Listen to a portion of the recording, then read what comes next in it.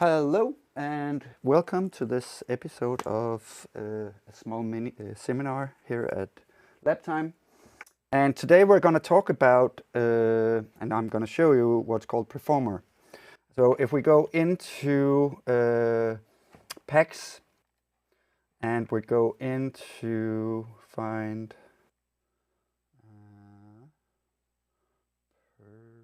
performance pack here. And open that up, we have this called Performer. So it doesn't matter where it is. Now I'm not taking the MIDI track, you can see here. This is the machine down here. This little one, and it doesn't do anything right now.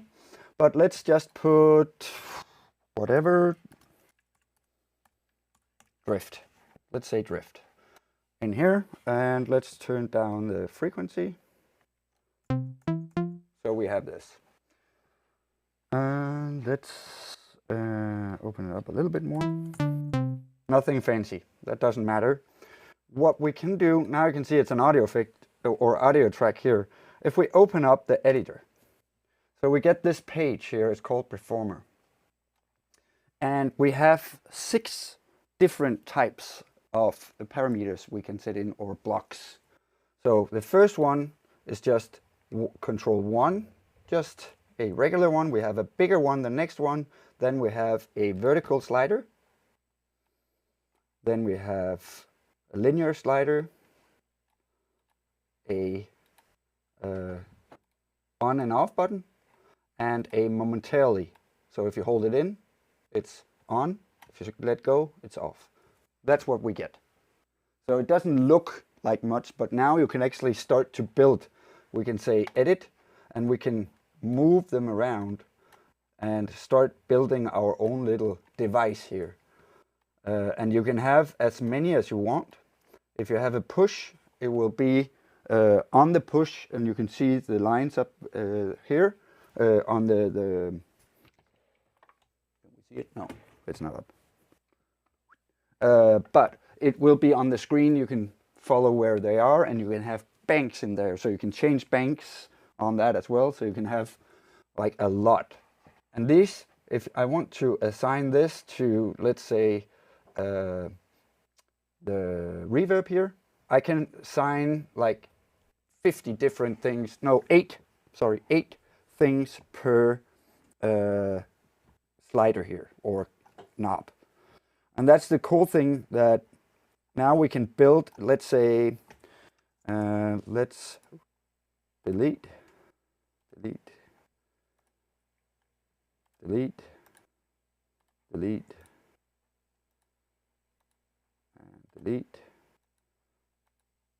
and delete. Start all over. Oops. Just have a, that's the large one, medium. No, because it says control 3. It doesn't matter. Let's say we have a MIDI controller that have 4 knobs in 3 rows. Then you can say, okay, I want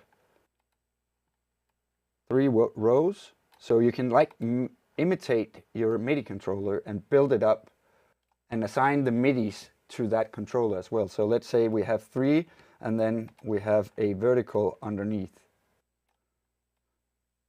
And then we could do the same thing, let's say 4 times, and we have like 3 buttons. That would be, the cool thing is with the MIDI controller, if that's a on and off, if you hold it in, it will press, and if you let go, it will stop again. You could just instead have this button that says on and off, and then the MIDI controller would actually change to do that. So you can also change the MIDI controller if you want to.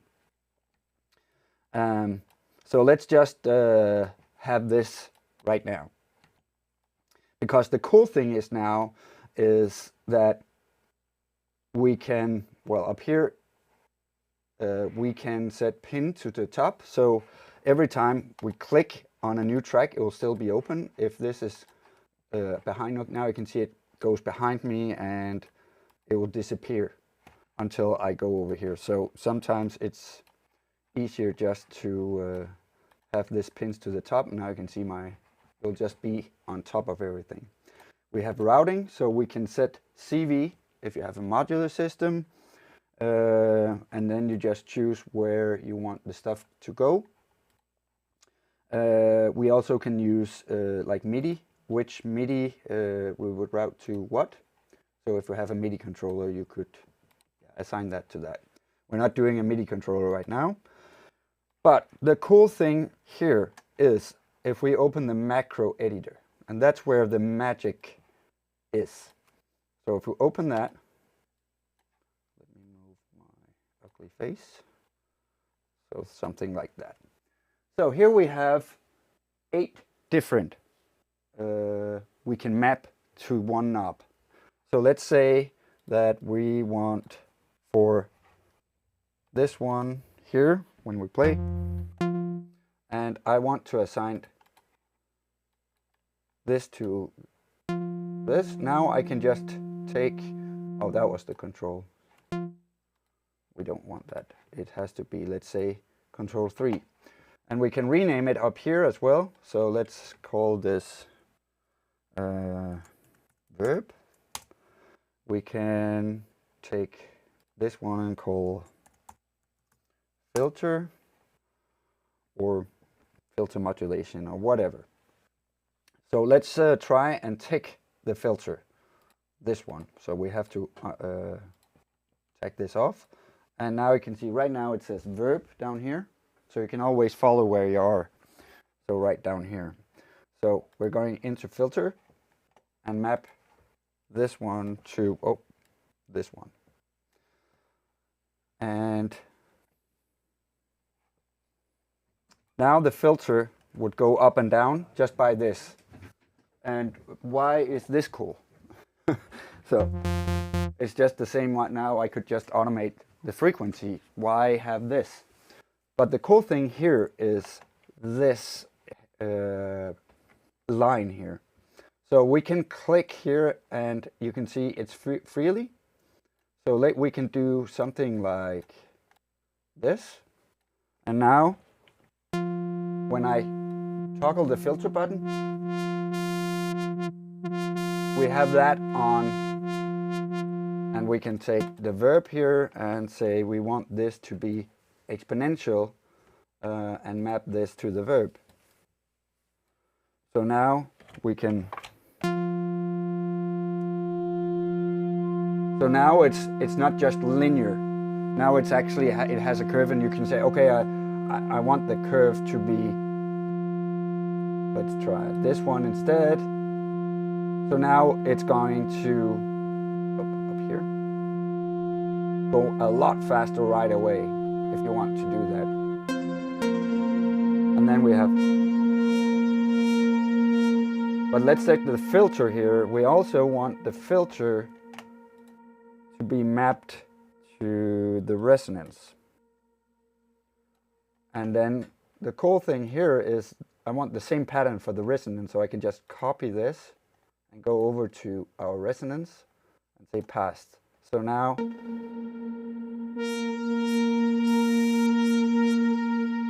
we can snap, so it snaps to the grid here.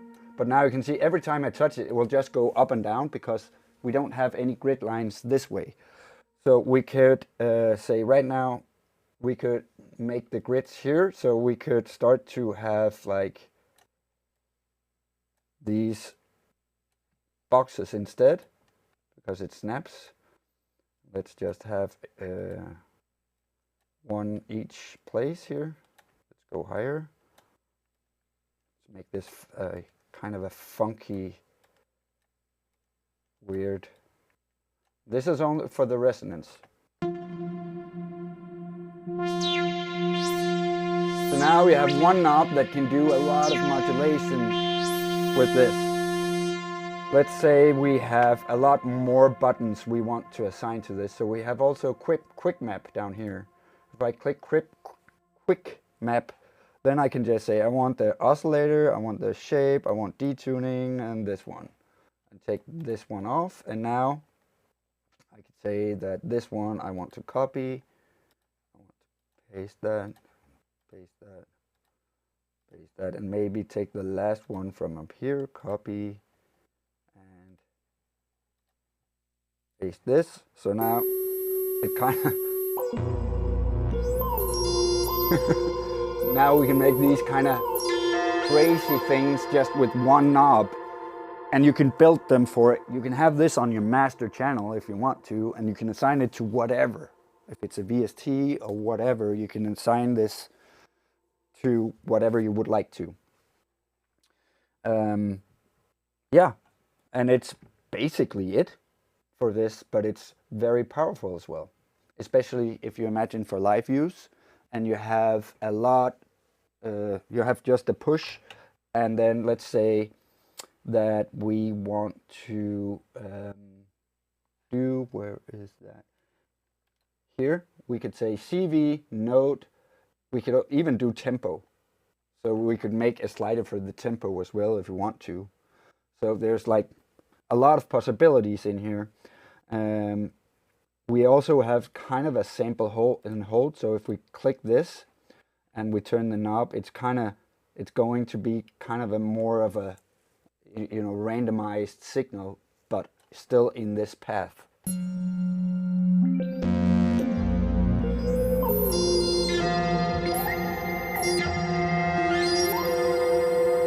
Down a little bit.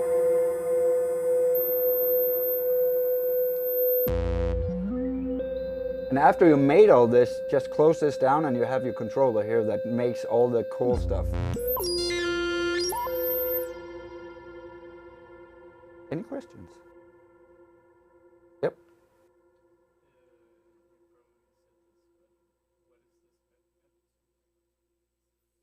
So to make this sound here,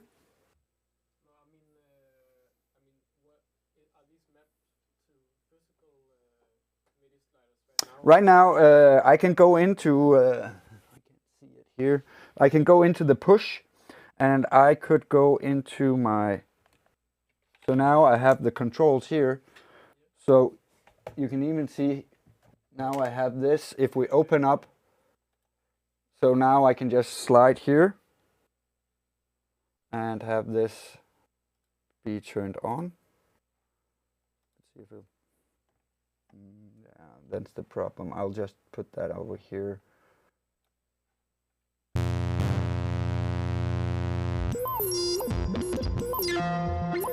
So you can see all of these mappings is set to this parameter.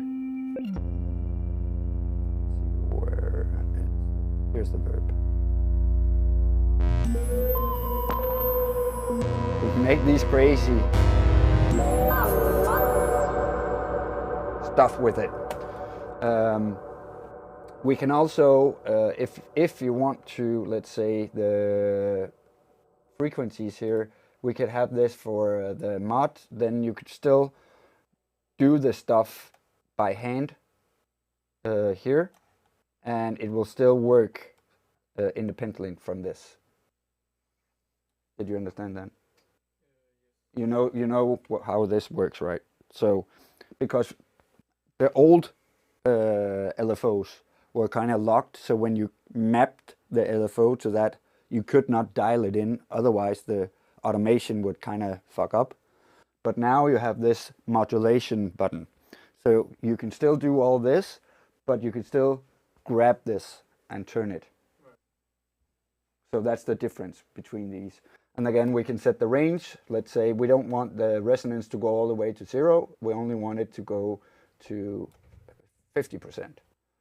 So you also have that possibility. Yeah, again, C, tempo. I actually don't know what this is.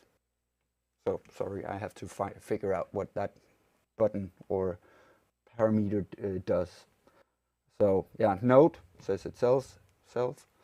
CV, modular stuff, and just mapping is, it could be MIDI mapping or, yeah. And there's not much more. We could say quantize here. Then you can see it will, if it's freely, let's say unsnap, and we have this in the middle, this in the middle, this in the middle, if we hit quantize, then it will snap to the grid. Like a quantize of what it's closest to. Yeah. And then we can link different parameters together as well. So yeah. Does it make sense? Is it usable? Maybe.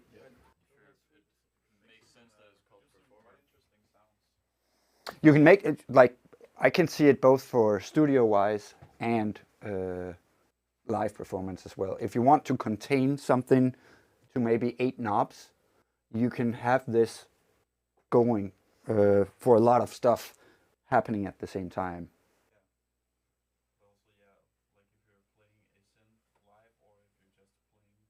Just in the studio as well, and you want the knobs to do stuff for you. Of course, if you're in the studio, you could also just automate it, kind of be the same. But here is, the cool thing is that you have this one knob that rules them all. But here you just have a huge amount. And if you have like the push, you can see edit push banks, and this will come in and you have a lot of banks with these 8. So you have a lot to choose from. So yeah, there's 6 banks and 1, 2, 3, 4, 5, 6, 7, 8 rows. So it kind of fits the push as well, but it could fit whatever MIDI controller you have. Cool.